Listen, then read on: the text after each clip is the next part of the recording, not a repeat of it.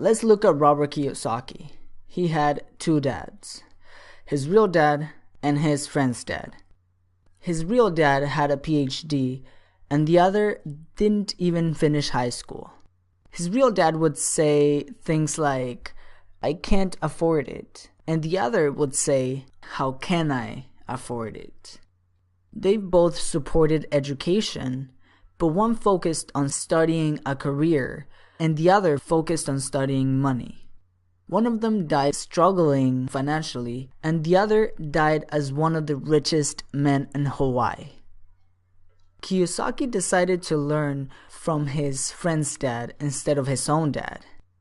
This is important to know because we can do what Kiyosaki did and learn from other people that know this subject very well.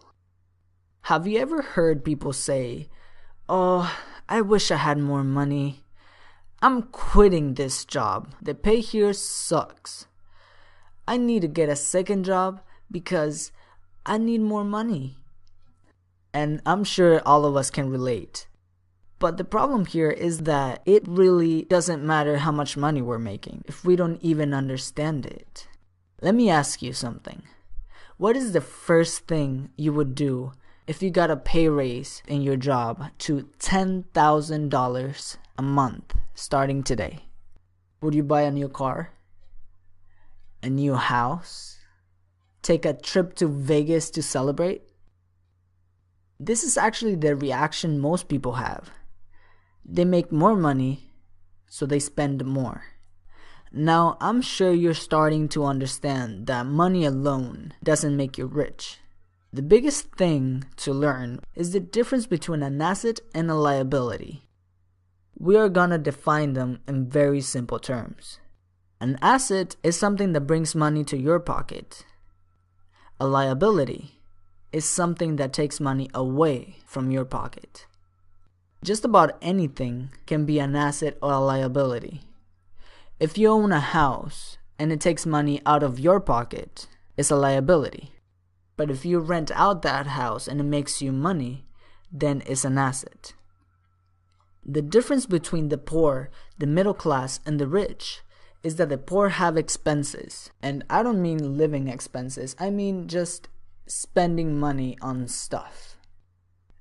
The middle class buy liabilities that they think are assets.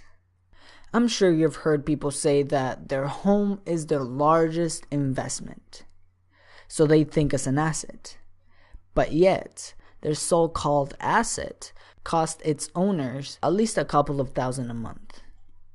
The rich spend their time and money getting assets, which brings more money. They use that money to buy more assets, which brings more money and buy more assets. That's why the rich get richer and the poor middle class stay the same. And it really doesn't matter how much money you're making. If you have a job and make $10,000 a month and you buy cars and expensive wine bottles and timeshares in Vegas and spend all of your money at the end of the month, you have a poor person mentality. The same goes if you have a $2,000 a month income.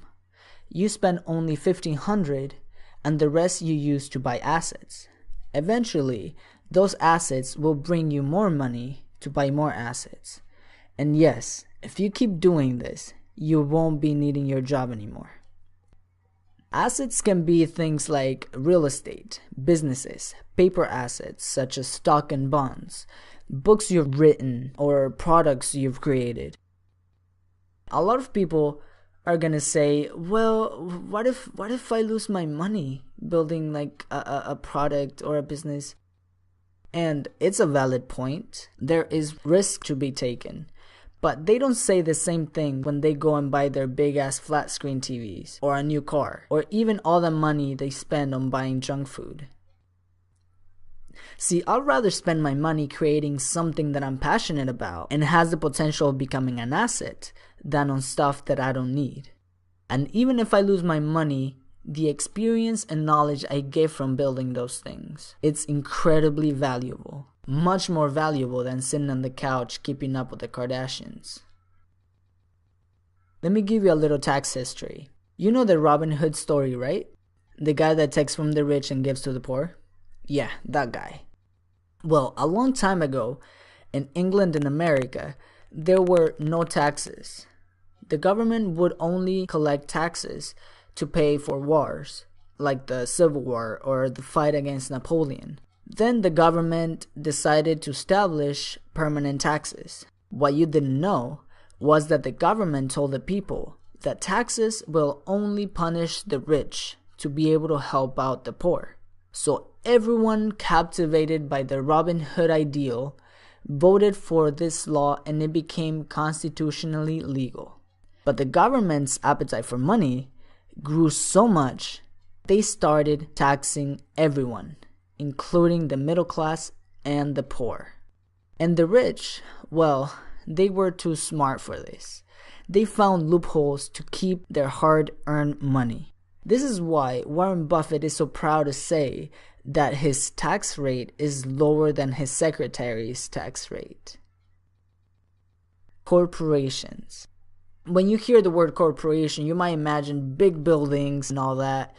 But in reality, all a corporation is just a folder full of papers. Yeah, a folder full of papers that allows the company to make all of the expenses first, then get taxed on whatever is left.